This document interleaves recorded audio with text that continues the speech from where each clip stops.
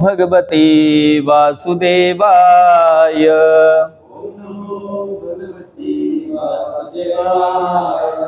ओम नमो भगवते वासुदेवाय।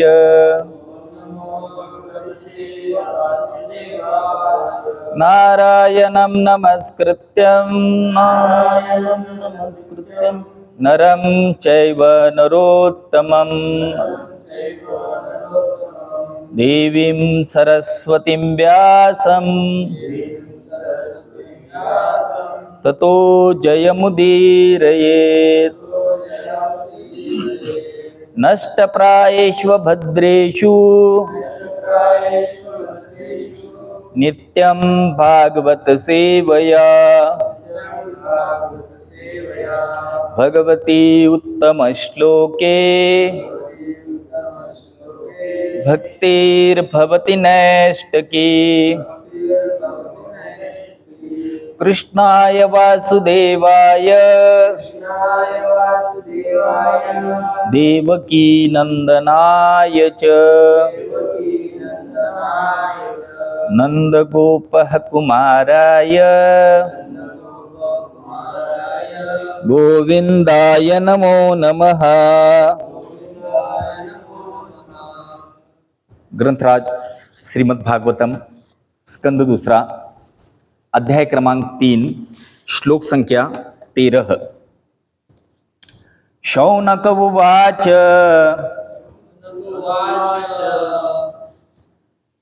इति अभिव्याहतं राजा निशम्य भरतर्षभा। किम अन्यत् पृष्टवान् भूया वैयासकीं ऋषिं कविम्। शौनक उवाच इति अभिव्याहतं राजा निशम्य भरतर्षभा। किम अन्यत् पृष्टवान् भूया वैयासकीं ऋषिं कविम्। शौनक उवाच इति अभिव्यर्तं राजा निशम्य भरतर्षभा। किम अन्यत् पृष्टवान् भूया वैयासकीं ऋषिं कविम्।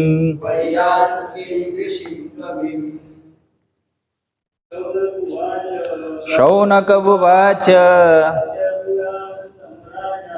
इत्याभिव्याहृतं राजा निशम्य भरतर्षभः। किम अन्यत् पृष्टवान् भूय वैयासकीं ऋषिं कविम्। शौनक उवाच इति अभिव्याहृतं राजा निशम्य भरतर्षभः। किम अन्यत् पृष्टवान् भूय वैयासकीं ऋषिं कविम्। शौनक उवाच इति अभिव्याहृतं राजा निशम्य भरतर्षभा। किमन्यत् पृष्टवान् भूय वैयासकीं ऋषिं कविम्। शब्दार्थ शौनक उवाच शौनक ने कहा इति इस प्रकार अभिव्याहृतम जो कुछ कहा गया राजा राजा ने निशम्य सुनकर भरतर्षभः महाराज परीक्षित किम क्या अन्य अधिक पृष्ठवान पूछा भूयः पुनः वैयासकीम श्रील व्यासदेव के पुत्र से ऋषिम दक्ष कविम काव्यमय। अनुवाद एवं तात्पर्य। हिज डिवाइन ग्रेस एसी भक्ति वेदांत स्वामी श्रील प्रभुपाद जी के द्वारा श्रील प्रभुपाद जी की जय। अनुवाद। शौनक ने कहा, व्यास पुत्र श्रील सुखदेव गोस्वामी अत्यंत विद्वान ऋषि थे और बातों को काव्यमय ढंग से प्रस्तुत करने में सक्षम थे। अतएव उन्होंने जो कुछ कहा उसे सुनने के बाद महाराज परीक्षित ने उनसे और क्या पूछा? Question mark. तात्पर्य। भगवान के शुद्ध भक्त में सारे दैवी गुण स्वतः विकसित होते हैं। इन गुणों में से कुछ महत्वपूर्ण गुण इस प्रकार है। वह दयालु, शांत, सत्यवादी, समदर्शी, त्रुटि रहित, उदार, मृदु, स्वच्छ, अनासक्त, सर्वशुभेशी, संतुष्ट, कृष्ण का शरणागत, लालसा रहित, सरल, स्थिर, आत्माराम, नियमित आहार करने वाला, ज्ञानी, शिष्ट, निर्भिमानी, गंभीर, सहानुभूतिशील, मैत्री भाव वाला, कवि हृदय, दक्ष तथा मौन रहने वाला होता है। भक्त के इन 26 गुणों में जिनका वर्णन कृष्णदास कविराज गोस्वामी जी ने श्री चैतन्य चरितामृत में किया है। कवि हृदय का विशेष उल्लेख श्रील सुखदेव गोस्वामी जी के लिए हुआ है। उनके पठन द्वारा की गई श्रीमद् भागवतम की प्रस्तुति उनके द्वारा दिया गया सर्वोत्कृष्ट काव्यात्मक योगदान है। वे स्वरूप सिद्ध विद्वान ऋषि थे। दूसरे शब्दों में वे ऋषियों के भी कवि थे।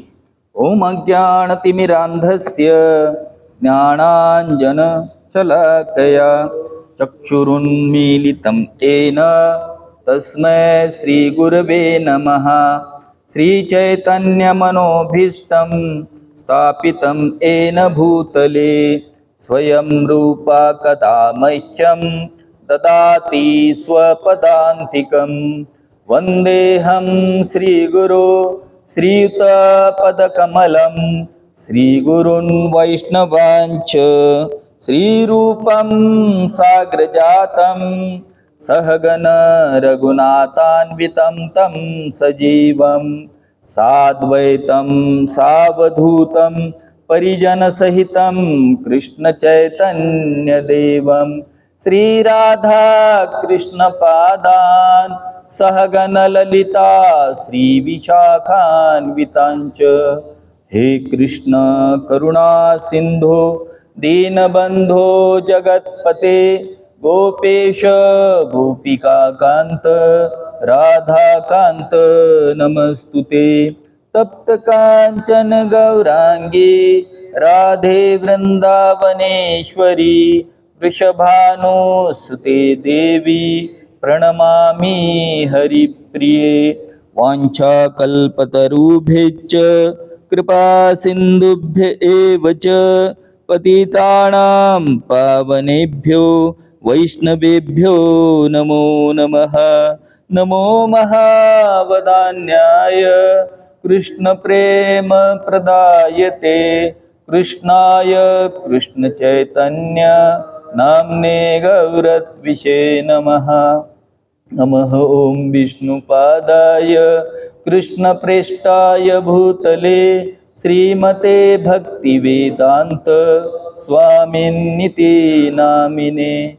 नमस्ते सरस्वते देवे गौरवाणी प्रचारिणे निर्विशेष शून्यवादी पाश्चात्यदेशतारिणे। जय श्री कृष्ण चैतन्य प्रभु नित्यानंद श्री अद्वैत गदाधर श्रीवासादि गौर भक्त वृंद। हरे कृष्णा कृष्ण कृष्ण हरे हरे, हरे राम राम राम हरे हरे। हरे कृष्णा। श्रीमद् भागवतम प्रातःकालीन कक्षा में सभी वैष्णव गणों का स्वागत है। श्रीमद् भागवत स्कंद दूसरा, अध्याय क्रमांक 3, श्लोक संख्या 13। इस श्लोक के उपरांत कुछ कहने से पहले मैं सभी वैष्णव गणों के चरण कमल प्रति प्रार्थना करता हूँ कि जो भी कहीं कुछ कहूँ विशेषता अपनी शुद्धिकरण के लिए हो। अध्याय का शीर्षक है शुद्ध भक्तिमय सेवा एवं हृदय परिवर्तन। हमने पिछले श्लोक में ग्रहण किया था कि परम भगवान हरि विषयक दिव्य ज्ञान वह ज्ञान है जिससे भौतिक गुणों की तरंगे तथा भंवरे पूरी तरह थम जाती है। ऐसा ज्ञान भौतिक आसक्ति से रहित होने के कारण आत्मतुष्टि प्रदान करने वाला है और दिव्य होने के कारण महापुरुषों द्वारा मान्य है। तो भला ऐसा कौन होगा जो इससे आकृष्ट नहीं होगा? श्री सुखदेव गोस्वामी हमें बहुत ही दिव्य मार्गदर्शन कर रहे हैं। पूर्ण पुरुषोत्तम भगवान के चरण कमल के प्रति आसक्ति एवं भक्तिमय मार्ग चुनने से हमें क्या लाभ होता है कि जो भौतिक गुणों एवं तरंगे हैं वो पूरी तरह थम जाती है और हम दिव्य ज्ञान में स्थित होते हैं। तो यह बहुत ही मंगलदायक स्थिति है जिसे लब्धोप शांति भी कहा जाता है। जैसा कि पिछले अध्याय में हमने ग्रहण किया था कि लब्धोप शांति यानी जो वैकुंठ की जो वातावरण है और जिस वातावरण का स्मरण करने से हमारा हृदय शीतल हो जाता है, तो वह लब्धोप शांति का भावार्थ है। ये बहुत ही महत्वपूर्ण श्लोक है और हमारे आचार्य हमें सूचित कर रहे हैं कि इस श्लोक के माध्यम से एक वक्ता कैसा होना चाहिए और श्रोतागण कैसे होने चाहिए। तो यहाँ पे बहुत ही सुंदर वर्णन किया हुआ है और शौनक ऋषि इतने ललायित होकर पूछ रहे हैं कि व्यासपुत्र श्रील सुखदेव गोस्वामी अत्यंत विद्वान ऋषि है और बातों को काव्यमय ढंग से प्रस्तुत करने में सक्षम है। अतएव उन्होंने जो कुछ आगे कहा उसे सुनने के बाद महाराज परीक्षित ने उनसे और क्या पूछा। यानी ये इतने लालाई थे, उत्कंठित थे कि एक उत्कंठित वक्ता के मुखारविंद से पूर्ण पुरुषोत्तम भगवान के महिमा गान का वह सुनना चाहते हैं और उस सुनने के लिए बहुत ललायित एवं उत्कंठित है। ऐसा यहाँ पे हमारे आचार्य हमें बताते हैं।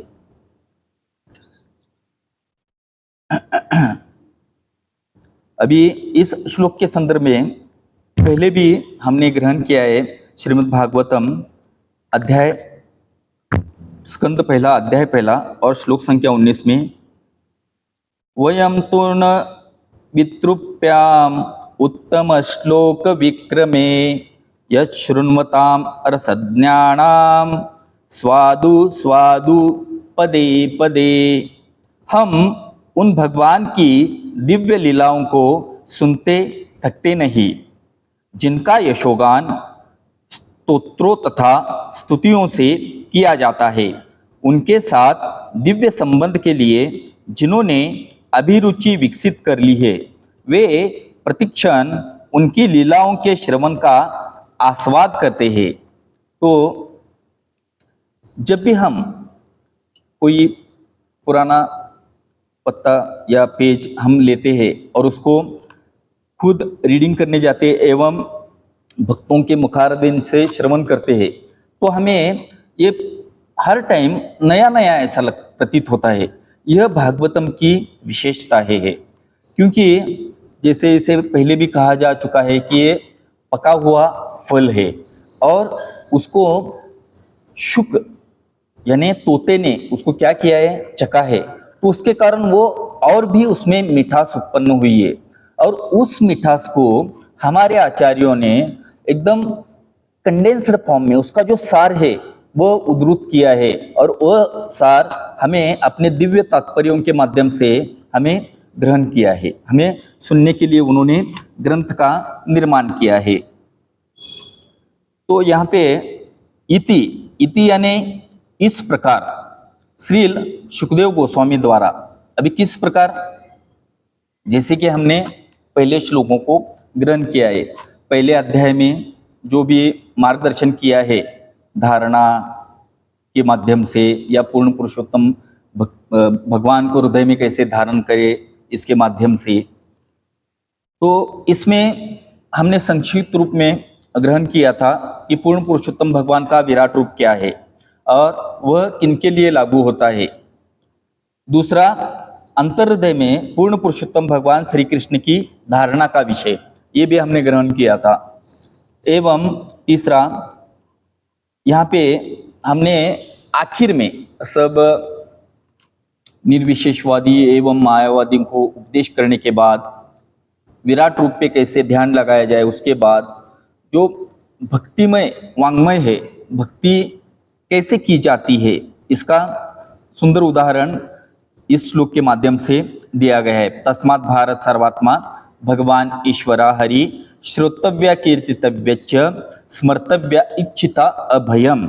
तो ऐसा दिव्य श्लोक ग्रहण करने से, श्रवण करने से हम अभय हो जाते हैं, यानी भय से मुक्त हो जाते हैं। हमें श्रवण करने के लिए हमारे आचार्य बहुत प्रेरित करते हैं कि क्योंकि श्रवण के माध्यम से ही हम पूर्ण पुरुषोत्तम भगवान की दिव्य लीला का हम दर्शन भी कर सकते हैं।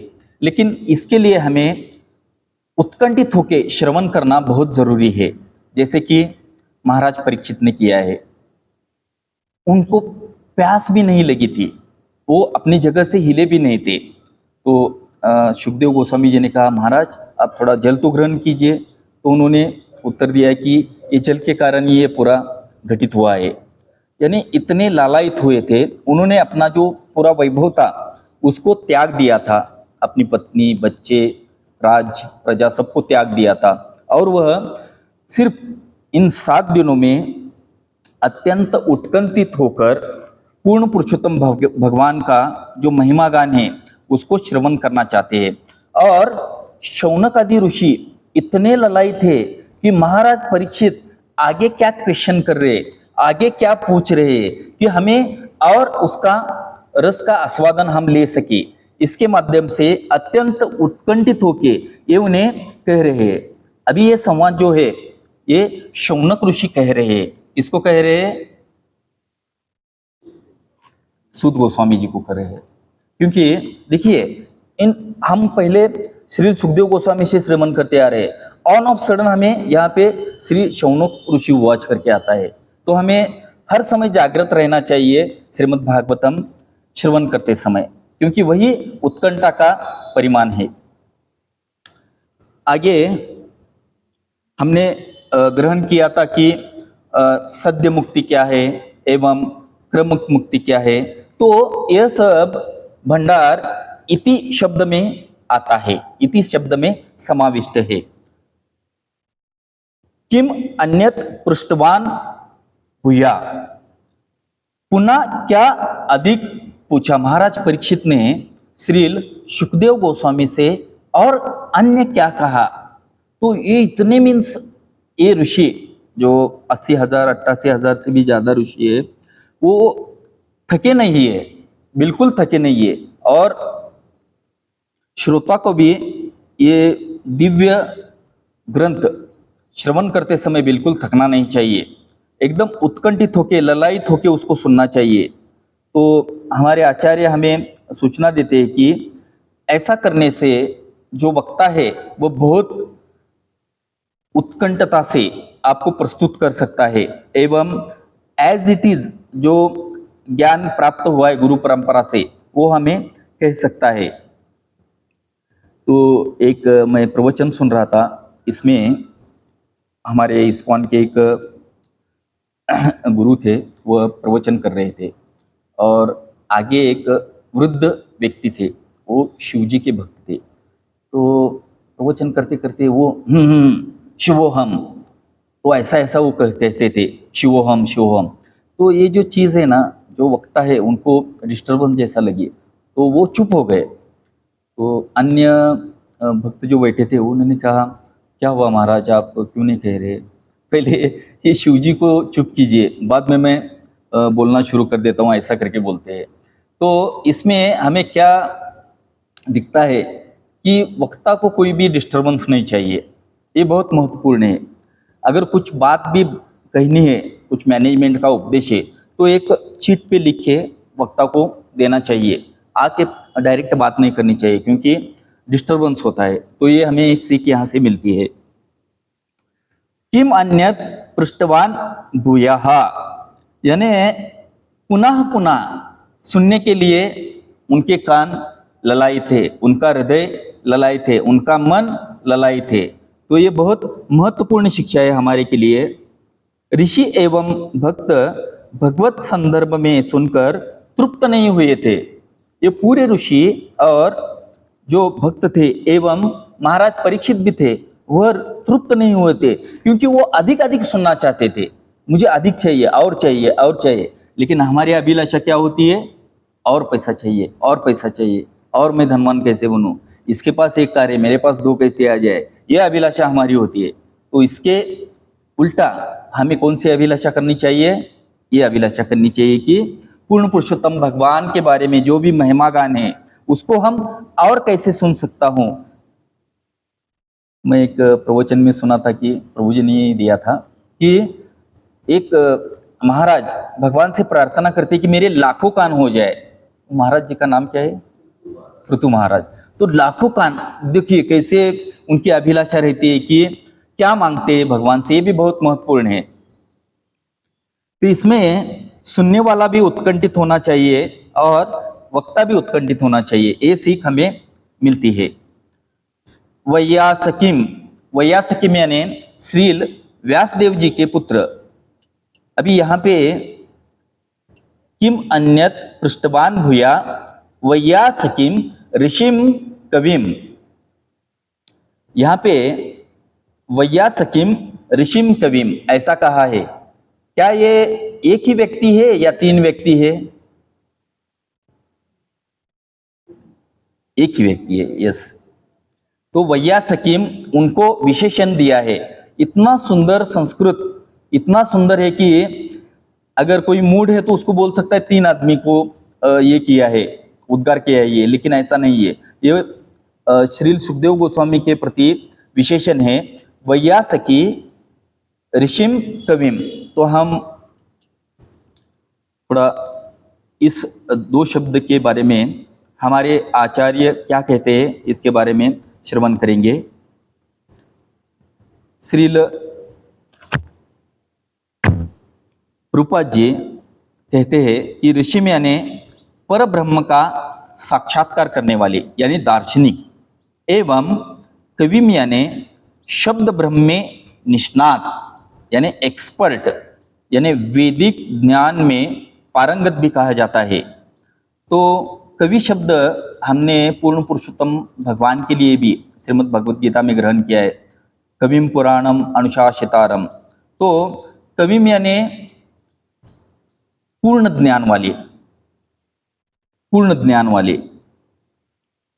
यहाँ पे कवि शब्द श्री सुखदेव गोस्वामी जी के लिए दिया है, वो पूर्ण पुरुषोत्तम भगवान की जो उत्तम लीलाएं है, उन लीलाओं को अतिशय सुंदर रीत्या, अलंकारिक रीत्या हमें यहाँ पे प्रस्तुत कर रहे श्रीमद् भागवत के रूप से। तो वह इतना मीठा है, इतना मीठा है कि जो ऋषि बैठे हैं वह उत्कंठा से पूछ रहे और आगे क्या कहा, और आगे क्या कहा। तो हमें हमेशा पूर्ण पुरुषोत्तम भगवान के बारे में सुनने के लिए एम्प्टी स्टमक रहना चाहिए, भरा हुआ नहीं, हमारा दिल भी एम्प्टी रहना चाहिए वो ग्रहण करने के लिए, ये इसका तात्पर्य है। एवं ईशोपनिषद मंत्रा में भी मंत्रा क्रमांक 8 में कविम शब्द आता है, तो ये पूर्ण पुरुषोत्तम भगवान के लिए भी कहा जाता है। अभी पर ब्रह्म कौन है, तो पूर्ण पुरुषोत्तम भगवान ही पर ब्रह्म है। एक टीका यहाँ पे प्रस्तुत की गई है हमारे आचार्य श्री विश्वनाथ चक्रवर्ती ठाकुर जी सारार्थ दर्शनी में। तो श्रील सुखदेव गोस्वामी को कवि कहा गया है जो भगवान की दिव्य लीलाओं को रसपूर्ण ढंग से प्रस्तुत करते हैं। विश्वनाथ चक्रवर्ती ठाकुर जी जोर देते हैं कि उन्नत भक्तों की संग से ही हृदय की ईर्ष्या दूर होकर शुद्ध भक्ति प्राप्त होती है। बहुत महत्वपूर्ण स्टेटमेंट है, मैं और एक बार दोहराता हूँ। श्री विश्वनाथ चक्रवर्ती ठाकुर जी कहते हैं कि उन्नत भक्तों की संग से ही हृदय की ईर्ष्या दूर होकर शुद्ध भक्ति प्राप्त होती है। अभी उन्नत भक्त यानी क्या, उन्नत का क्या अर्थ हो सकता है, भावार्थ हो सकता है कि जो भक्त सदैव पूर्ण पुरुषोत्तम भगवान की दिव्य लीलाओं में रममान रहता है, जिसे आत्माराम भी कहा जाता है, वो सुन रहा है या फिर अपने हृदय में हरे कृष्ण कृष्ण कृष्ण हरे हरे, हरे राम राम राम हरे हरे का मंत्र जाप सदैव कर रहा है और अपने दिव्य इससे कर्ण से सुन रहा है, यह हमें नहीं सुन रहा लेकिन वो खुद महसूस करता है, इसी को उन्नत भक्त कहा जाता है। जैसे कि हमारे आचार्य जन हैं, हमारे गुरुजन हैं और हमारे वरिष्ठ हैं जो हमें उपदेश देते हैं।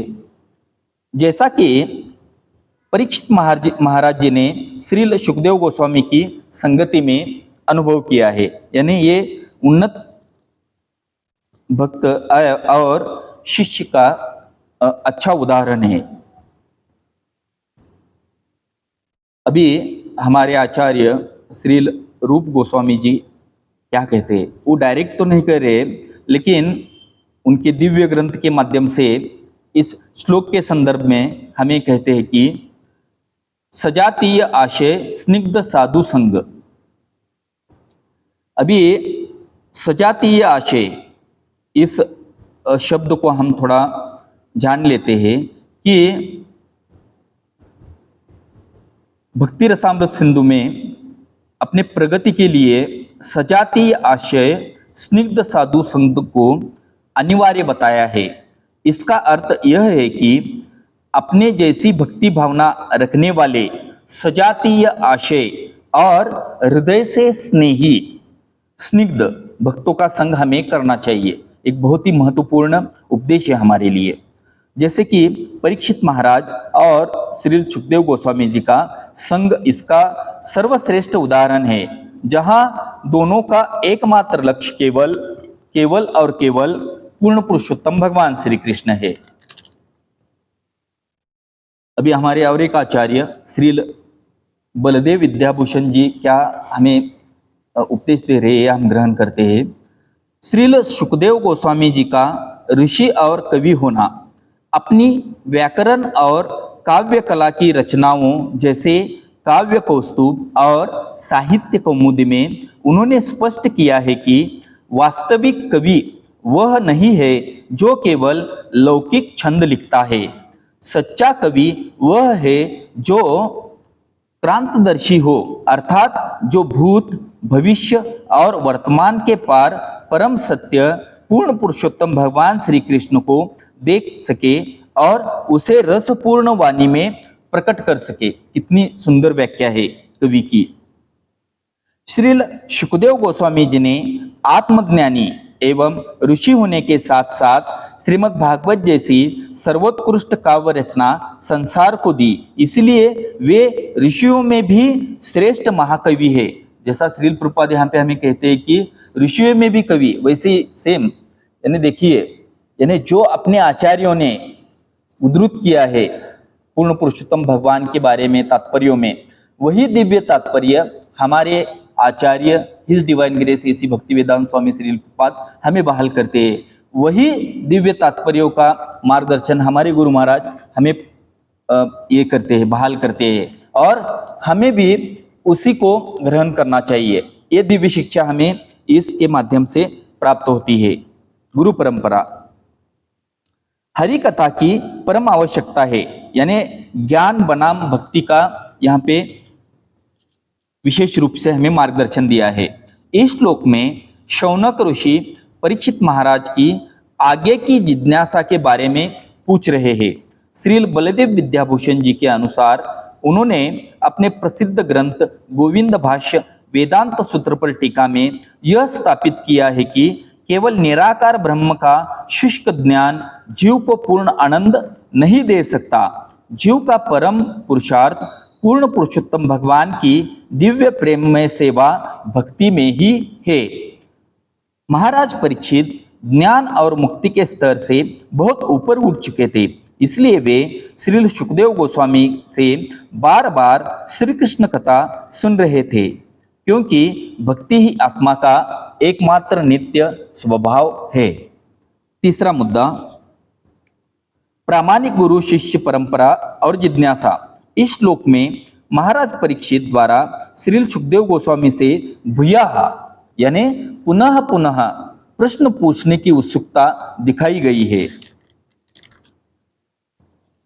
श्री बलदेव विद्याभूषण जी उन्होंने प्रमेय रत्नावली में प्रामाणिक गुरु शिष्य परंपरा अमनया के महत्व पर विशेष बल दिया है। यानी हमारे आचार्य गुरु शिष्य परंपरा यानी उसे अमनया भी कहा जाता है, इसके महत्व पर विशेष बल दिया है। उनके अनुसार आध्यात्मिक मार्ग अत्यंत कठिन है, इसलिए जीव को एक प्रामाणिक आचार्य एवं गुरु के शरणागत होकर विनीत भाव से बार बार प्रश्न करनी चाहिए।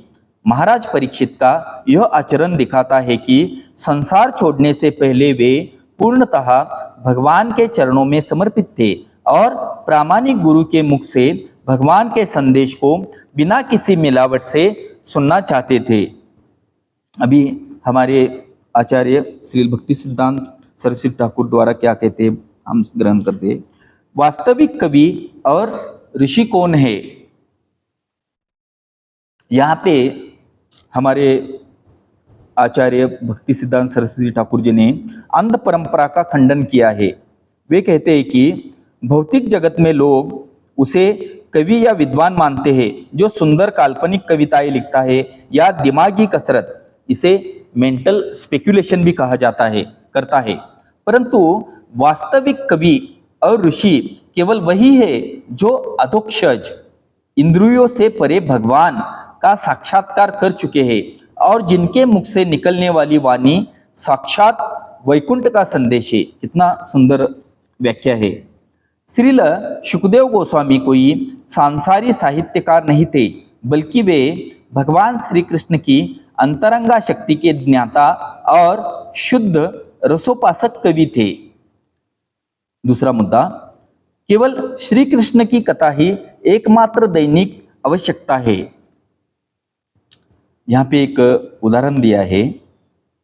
प्रसिद्ध स्वतंत्र सेनानी मदन मोहन मालवीय जी एक बार भक्ति सिद्धांत सरस्वती ठाकुर को मिलने आए थे, तो उन्होंने वहां पे एक पत्रिका थी जिसका नाम था नादिया प्रकाश।